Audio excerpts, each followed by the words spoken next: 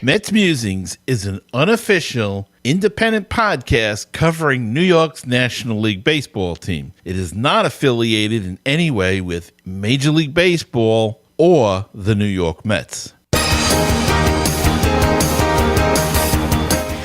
Now it's time for some New York Mets baseball talk. Here's Gary Mack bringing you the latest news and analysis from Mets Nation and the world of baseball on another edition of Mets Musings.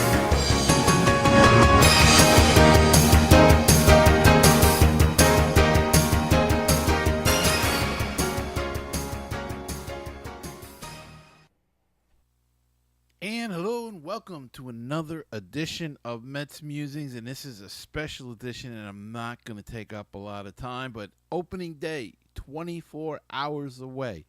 We are almost there, my friends. It's great to have baseball almost ready to go, but I want to get my guest on. It was a great guest. We recorded this interview yesterday, and it was just terrific, and we even going to talk about the Mets and everything else, and I'll be back after the interview to fill in some pieces. But check out this interview, 24 hours away. DeGrom signs an extension. Can't wait for the seasons to start, but let's go right to the interview with Mr. Ron Darling. Hi, and joining me this week is someone that you all know very well. He is the part of the best broadcasting team in baseball with the New York Mets. He's a Mets legend, and he's on the line. He's got a brand new book, and he is Ron Darling. And Ron, thanks for joining Mets Musings this week. Well, thank you for including me. I really appreciate that. Ron, you've got this new book out, 108 Stitches, Loose Threads, Ripping Yarns, and the Darndest Characters from My Time in the Game. How did this book come about for you?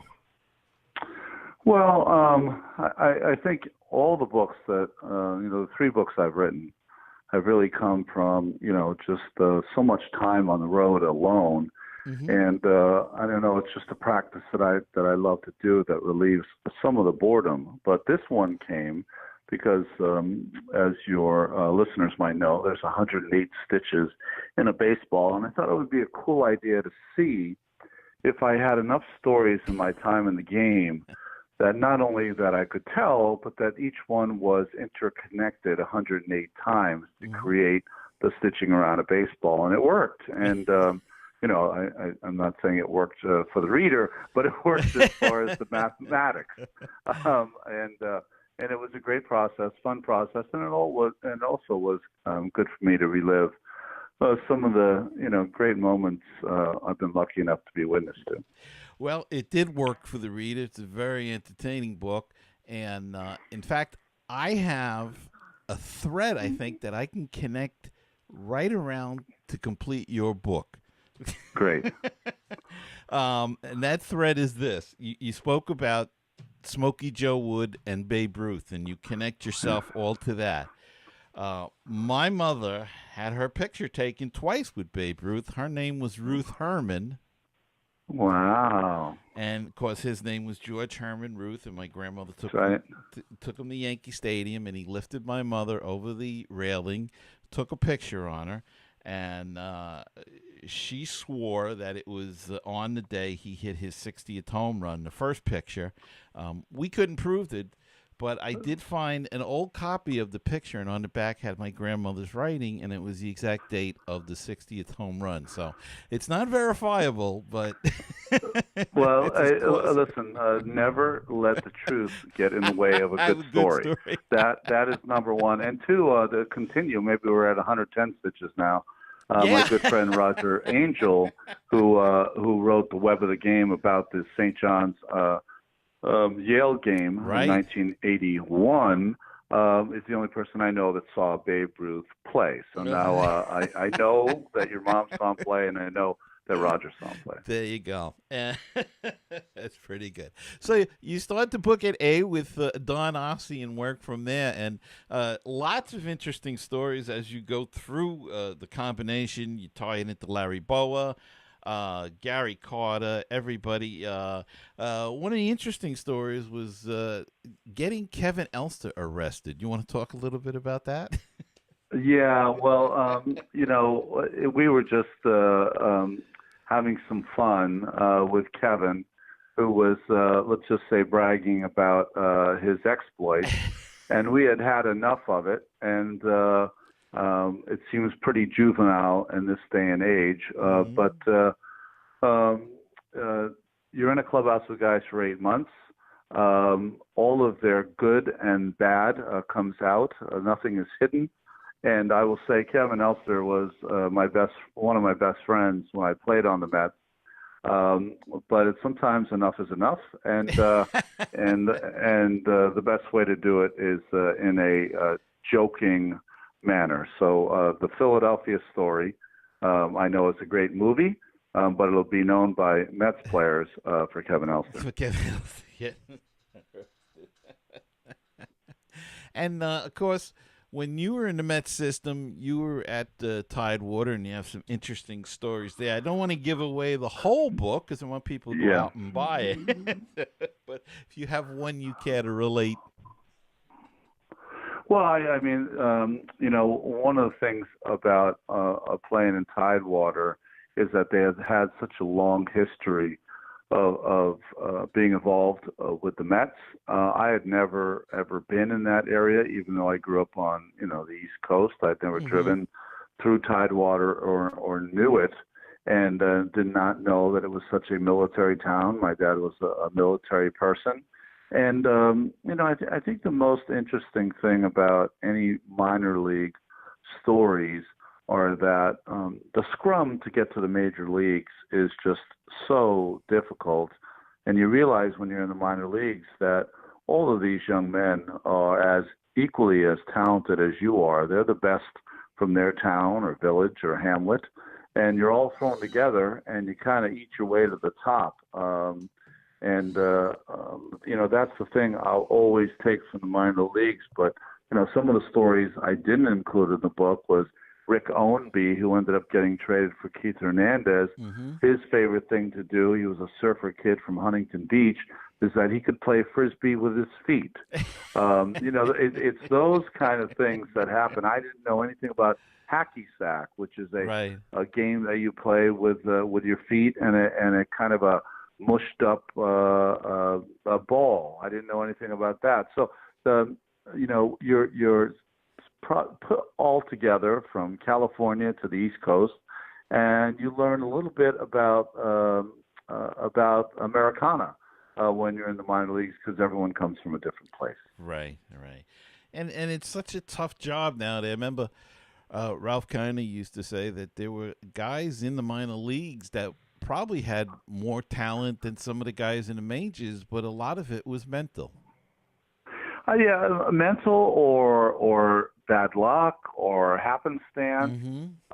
There's just so many things that have to go your way. I've talked to Keith Hernandez about this many times. I think to make the major leagues, unless you're a Mike Trout kind of player or a Keith Hernandez kind of player, is that you need a little angel on your shoulder at some point, a guardian angel to help you along your way. I remember a young right-hander for the Mets, Jeff Bidiger, who seemed to get 10-plus wins in AAA every single season and would never get the call because he was stuck behind the Goodens and the Fernandez and the Darlings at all. So, just being in the right place sometimes makes it all happen for you. And, Jeff Bidiger should have gotten his shot. He did not. And there's probably a million stories just like that. Yeah, it's funny you mentioned Keith, and Keith was drafted when, the 41st round, 47th round, something like that. 53rd. 53rd. Yeah. And the guy that was drafted first was Ed Kerpiel. Maybe this is another thread. And I actually played baseball against Ed Kerpiel. That's how old I am.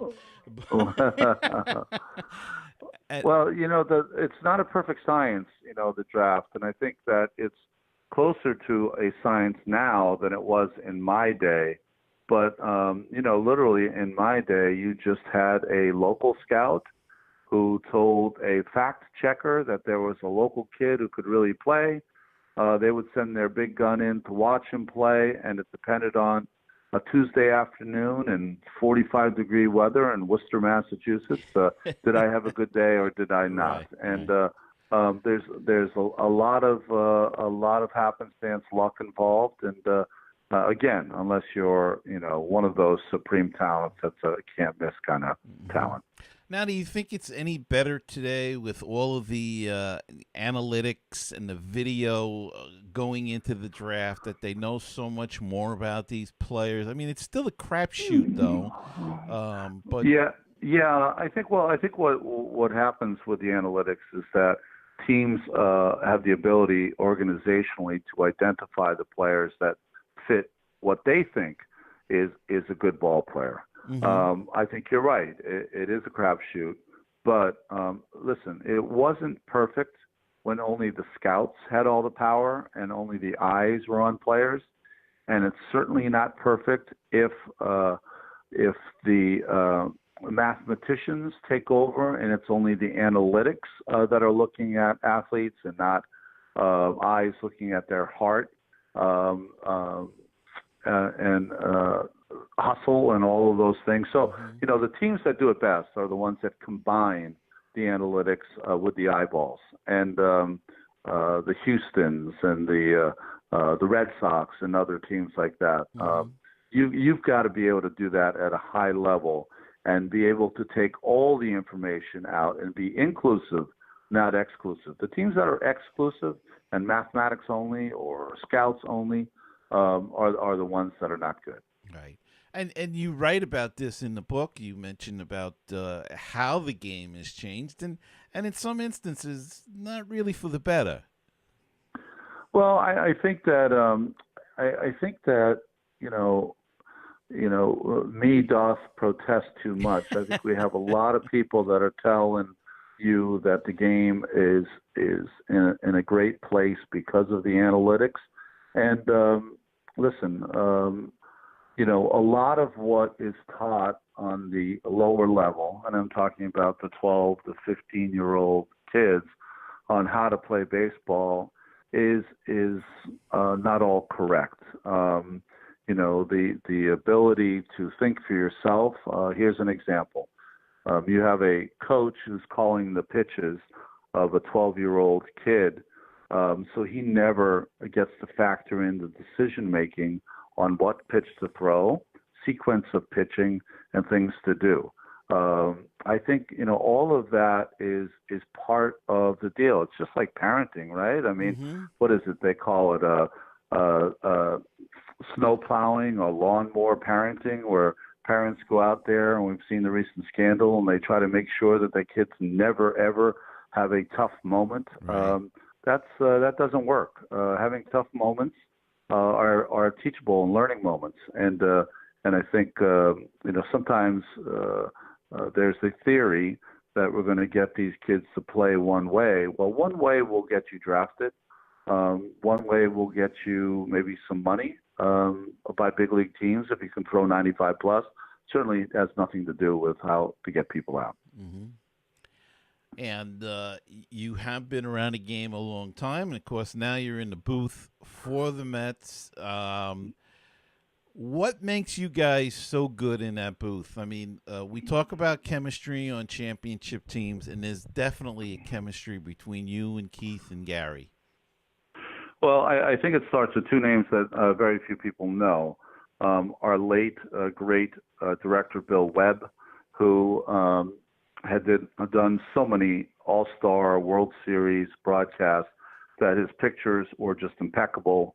And now that he's left us, he has left us with a legacy of young people who learned under his tutelage. And Greg Picker, who is our producer, who I think is the best baseball producer in all of the game. He's produced Wimbledon, he's produced U.S. Opens. He could do anything. He probably could produce an Oscar-winning movie, but he's stuck with us three knuckleheads night in and night out. So that's where the foundation came from. And I think, Gary, Keith, and I have certainly Keith and I know each other, and Hmm. and Gary and I were all familiar, but I wouldn't say we knew each other as well as we do now. But we all had to lean on each other. Keith had the most experience on TV. Gary had none. I had very little, Hmm. and we all bring a little piece, or in Gary's case, a bigger piece to the pie, and we just leaned on each other. Gary knew that he couldn't do it all.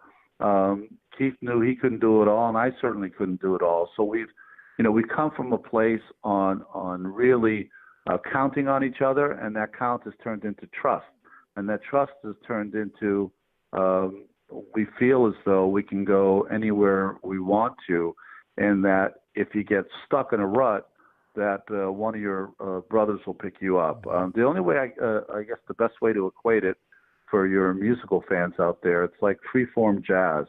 Is that occasionally, the drum solo or the piano solo is the most important part of the night. And I think we all trust that if it's Gary's night, we let him roll. If it's my night on a pitching night, I go. And if it's let's say in a contemporary game, Mets roster right now, if it's Conforto is 3 for 4 with a couple of home runs, Keith certainly is going to dominate the broadcast. So even though we all have, I'm sure, to people who know us, egos, maybe even big egos, we check it in the booth, and I think that's why it works. Well, and I agree. I think it's a great setup that you do. You have Gary as the ringmaster, and then you talk about the pitching, and Keith can talk about the hitting, and you cross over as well. But it just works so well. Well, for your fans at home, how that started is 1 minute before our first broadcast, Keith turned to me, and Gary was nervous. It was going to be first time opening a broadcast, so we kind of left him alone. Keith tapped me on the shoulder, and he said, "Remember," and a little expletive deleted, but he said, "Remember, you do the pitching, and I do the hitting." And literally in one sentence, he encapsulated kind of what we've done for 14. This will be our 14th year, and Keith always was a leader and always was brilliant in getting the best out of the players he played with, and now he's getting the best out of me in the booth. He just carried it right through, off the field and into the booth. That's right, exactly. I'm sure you heard today's news that Jacob deGrom has reported that he has signed or will sign an extension for 5 years. Your thoughts? Well, my thoughts is that there was a lot of reporting that the team had an upper hand because he was 30 years old, because he would reach free agency at a more advanced age. But I totally disagreed with that in only this sense. It's the most unique, perfect storm for one of the best pitchers in the game. Mm-hmm. That is that months ago at the All-Star game, his advocate, who is now his boss, knew what he was worth and told the Mets what he was worth and told Jacob what he was worth. Mm-hmm. So at some point, the advocacy for Jacob now knew going in that at some point, Jacob and Brody had a conversation on what he was worth to the ball club, what he was worth financially, what he meant to the organization. So I think that, to me, is the reason why this got done, is that at some point Jacob knew what management knew, and when that happens, and it very rarely happens, things usually get done. And I also think it was a perfect storm, and that the sale and Verlander and other extensions got done at the same time. It kind of really bounced past Mets management and Brody into a delicate place, and I think they both, to me, both did an unbelievable job in getting it done.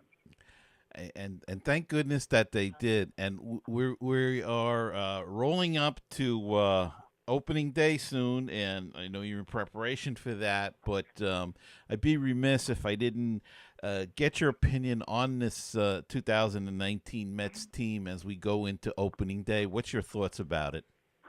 Well, they're exponentially better than they were last year.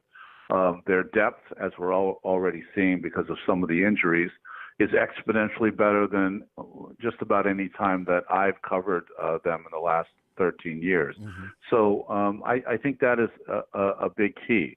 You've got to be able to replace Major League ball players with Major League ball players when the proverbial you-know-what hits the fan. Right. That being said, the only Achilles heel I think I see for this team is that in a win-it-now kind of mode because of their talented starting pitching and bullpen now, is that they're a little older. And that will be really the story of the season because the Wilson Ramoses, the Jed Lowrys, the Robinson Canoes, they are really good at what they do.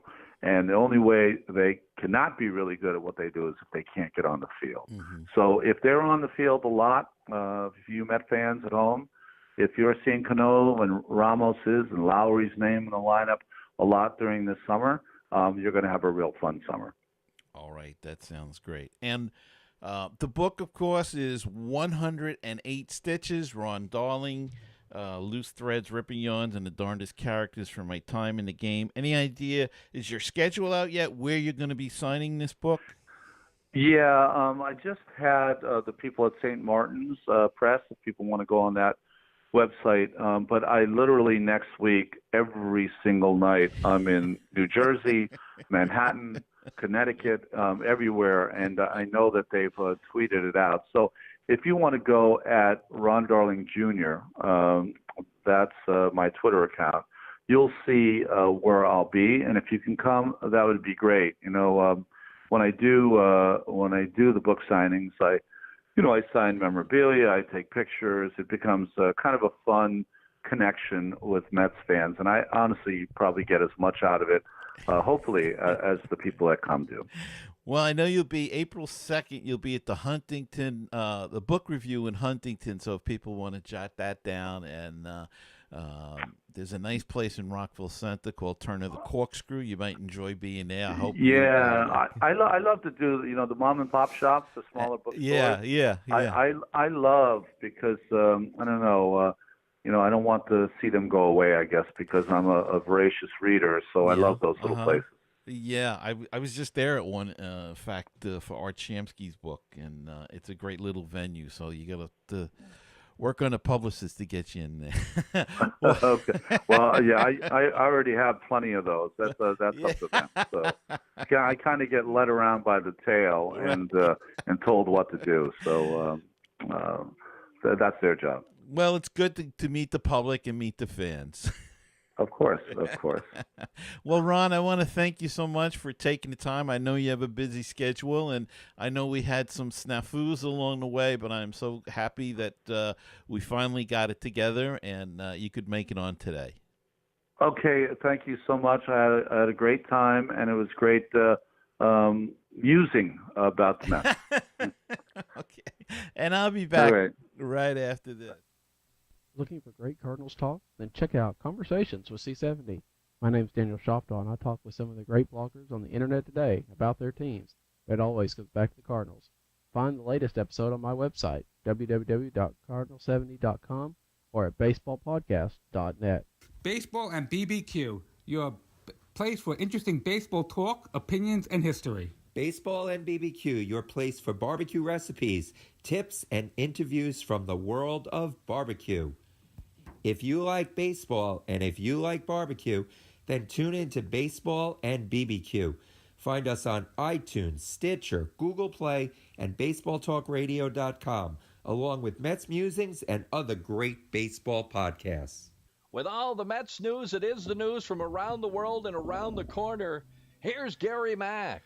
Okay, and we're back, and I hope you enjoyed that. As I said before, we're less than 24 hours. By the time you get to listen to this, we'll be probably even closer to opening day, but less than 24 hours away to opening day. As I said, DeGrom signed for until the 2023 season, 5 years, $137.5 million. Can earn as an option year for 2024. I think he can earn up to $170 million. That's good news. Syndergaard in a fight with Mike Francesa, I guess. Francesa called him a prima donna. Look, Syndergaard shut his mouth off. I can't disagree with everything he said, but, probably wasn't the right time to do it. It did help DeGrom get the extension, I guess. But the thing about Syracuse, for those that don't know, the Mets went to Syracuse yesterday for a workout, and Syndergaard was a little ticked off because instead of flying to New York, they had to take a bus to Sarasota to play a game. Then they flew to Syracuse. And the reason they went to Syracuse is because the Syracuse Chiefs, or the Syracuse Mets now, are going to be the new AAA team. And so they wanted to show some support and show the main team there. I get his complaint, but look, it's part of the business. This is what you have to do. It's part of the branding. You are a Met. They are branding a new franchise up there. And yes, they'll draw because it's pretty much the only game in town in the summer. But, these minor league teams like to see the big name players from the parent club. And these players have to keep that in mind. And as much as a nuisance as it seems to be, it's something that's a necessary evil. Now, on his defense, he did go, and he did seem to enjoy himself. He apparently ran out on the field, one of the first ones out with a big Syracuse Mets flag, and he got into it, so he did his job as a professional. I just don't like the guys doing the little picking into the press at all, but that's life, and it goes on, and there's nothing you can do about that. But I hope you enjoyed the interview. I'm not going to talk anymore. We're going to just get warmed up for opening day, and going to try to keep the guests rolling in. It's going to be tough. It was a good couple of weeks, good month or so of terrific guests, and we'll have some of our usual terrific guests coming up in the future. But enjoy it, and that's going to wrap it up for this week's show. Hope you enjoyed it, and I want to thank my guest once again, Ron Darling of SNY TV and the 1986 World Championship New York Mets. Great for having him on, and everybody should go out and pick up his book, 108 Stitches. It's a really great book, so go pick it up. Very good reading for the baseball season. And I want to thank all of you for listening, and don't forget to subscribe on iTunes, Google Play, YouTube, Spotify, wherever you listen or watch the podcast. Hit the subscribe button. That helps me grow the show and expand to new listeners. And until next time, and next time we'll be in a season, remember to keep the faith, stay optimistic, and let's go Mets. See you again next time on another edition